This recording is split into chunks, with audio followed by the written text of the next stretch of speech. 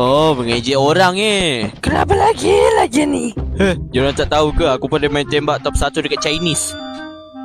Aduh, pistol murahan. Tapi aku ada ni je.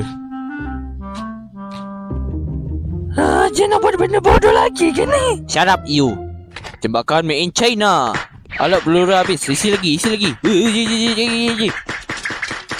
Walamak, hebatnya. Pandainya kau menembak, Nobita.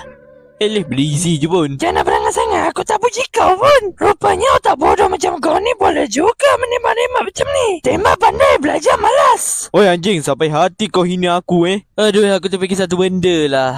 Aku dah jadi top 1 menembak dekat China. Macam mana kalau dekat Malaysia pula? Pasti best kan? Lepas tu boleh lah aku jumpa Lisa Desert. Lepas tu aku minta tanda tangan. Maju kau bodoh. Majulah sini, aku tak takut. Handsome kan aku? Yeah, hidup Nobita. Ditambah lagi aku dapat masuk isekai. Lepas tu aku dapat banyak waifu. Bestnya. Alah, kau ni banyak sangat nak tengok anime. Kejap aku nak keluarkan sesuatu. Kau nak bawa aku masuk isekai? Pistol mengirim dosa. Jangan nak main-main lah. Kau ni nak sedekahkan dosa kau kepada aku pula. Tak nak lah aku. Babi kau. Au, shit, telinga aku sakit. Aduh, kenapa aku tengah ngantuk pula cepet-cepet ni? Aku nak tidur kejap lah. Jangan sama membuat orang tidur.